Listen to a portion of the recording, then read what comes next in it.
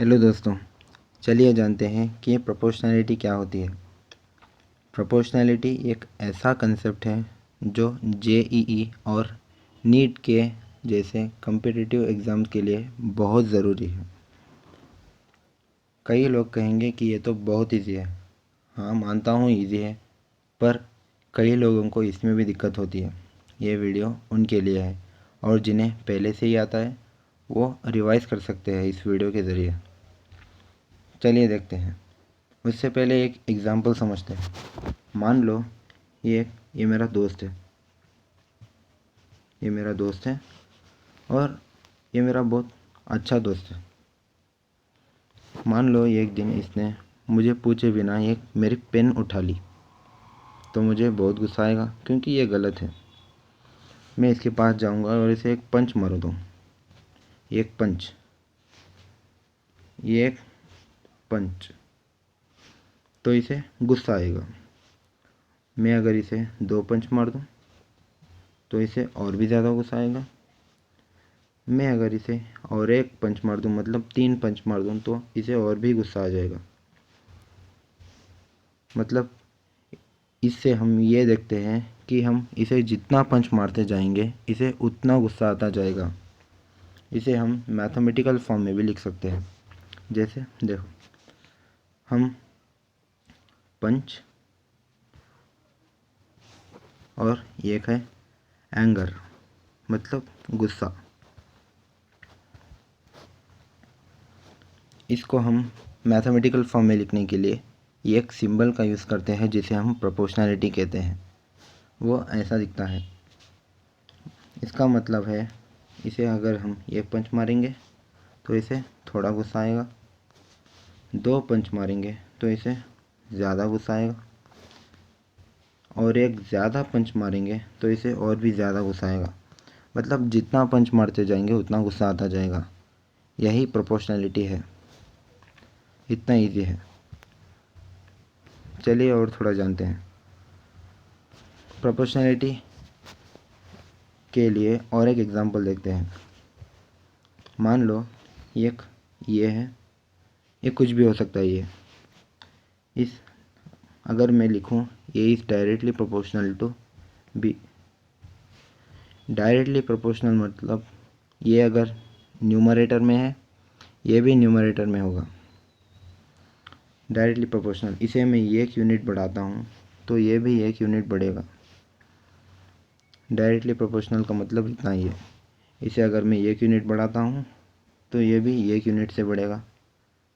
2 unit बढ़ाता हूँ, इसे मैं अगर 2 यूनिट बढ़ाता हूँ तो इसे 2 यूनिट बढ़ेगा, बी वाला भी। इतना ही है। और एक आता है इन्वर्सली प्रोपोर्शनल। वो भी आसान है। देखो, अगर मैं ये लिखूं और उसे इन्वर्सली प्रोपोर्शनल लिखूं, मतलब डिनोमिनेटर में कोई एक है। ऐसा ज़रूरी नहीं कि लेफ़्ट वाला न्यूमरेटर में हो और राइट वाला डिनोमिनेटर में हो। उल्टा भी हो सकता है, बस एक न्यूमरेटर में हो और एक डिनोमिनेटर में हो। यह है इन्वर्सली प्रोपोर्शनल।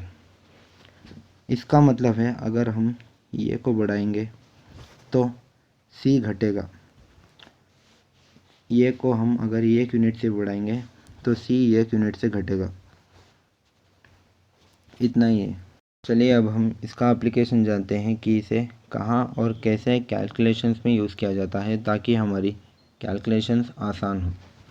मान लो आप एक साइंटिस्ट हो और आप एक वायर की रेजिस्टेंस का पता करने जा रहे हो। ये एक वायर है जिसका एरिया ये है और लेंथ L। इसका रेजिस्टेंस पता करने आप जा रहे हो कई सारे एक्सपेरिमेंट के ज़रिए। आप जब एक्सपेरिमेंट करते हैं तो ये देखते हैं कि जब लेंथ बढ़ता है तो रेजिस्टेंस बढ़ता है, और आगे एक्सपेरिमेंट करने के बाद आप ये देखते हैं कि अगर एरिया घटता है तो रेजिस्टेंस बढ़ता है। मतलब लेंथ बढ़ेगा तो रेजिस्टेंस बढ़ेगा, एरिया घटेगा तो रेजिस्टेंस बढ़ेगा। मतलब इसे हम ऐसे भी कह सकते हैं, एरिया बढ़ेगा तो रेजिस्टेंस घटेगा। इसे अगर हम बातों में कहें तो हम कह सकते हैं कि R is R is directly proportional to length and inversely proportional to area, मतलब R बढ़ाने पर लेंथ बढ़ेगा, एरिया घटेगा, और लेंथ बढ़ने पर रेजिस्टेंस बढ़ेगा, एरिया घटने पर रेजिस्टेंस बढ़ेगा, या एरिया बढ़ने पर रेजिस्टेंस घटेगा, क्योंकि एरिया डिनोमिनेटर में है और इन्वर्सली प्रोपोर्शनल में है और लेंथ डायरेक्टली प्रोपोर्शनल में है, तो रेजिस्टेंस और लेंथ डायरेक्टली लिंक्ड है और रेजिस्टेंस और एरिया इन्वर्सली लिंक्ड है। पर इस ऐसे टाइप को हम कैलकुलेशंस में यूज़ नहीं कर सकते। इसे मैथमेटिकल फॉर्म में, कंप्लीट मैथमेटिकल फॉर्म में कन्वर्ट करना पड़ता है, जिसमें हमें इस प्रोपोर्शनलिटी के सिंबल को हटाना पड़ता है और हम ऐसे लिखते हैं R is equal to rho L upon A. Rho का मीनिंग मत जानिए, रो मतलब ये रो एक कांस्टेंट ऑफ प्रोपोर्शनलिटी है, कुछ और नहीं है। कांस्टेंट ऑफ प्रोपोर्शनलिटी अलग अलग फार्मूले के अलग अलग हो सकता है, आप इस पर ज़्यादा ध्यान मत दीजिए। इसका मतलब है R is equal to rho L divided by A, मतलब अगर लेंथ बढ़ेगा तो रेजिस्टेंस बढ़ेगा, अगर एरिया बढ़ेगा तो रेजिस्टेंस घटेगा। मतलब अगर डिनोमिनेटर में प्रोपोर्शनल है तो चीज़ उल्टी होगी, अगर न्यूमरेटर में है तो चीज़ सीधी होगी, ये बढ़ेगा तो वो बढ़ेगा। मतलब ओवरऑल में मैं ये कहना चाह रहा हूँ कि अगर कोई चीज़, मान लो ये B के साथ डायरेक्टली प्रोपोर्शनल है, इसका मतलब ये है कि अगर ये बढ़ेगा तो B बढ़ेगा, और मान लीजिए कि ये C के साथ इन्वर्सली प्रोपोर्शनल है, इसका मतलब ये है अगर हम ये बढ़ाएंगे तो C घट जाएगा, क्योंकि ये डिनोमिनेटर में है। प्रोपोर्शनलिटी बस इतना ही है। उम्मीद है आपको ये पसंद आया होगा और कुछ नया जानने को मिला होगा। Thank you.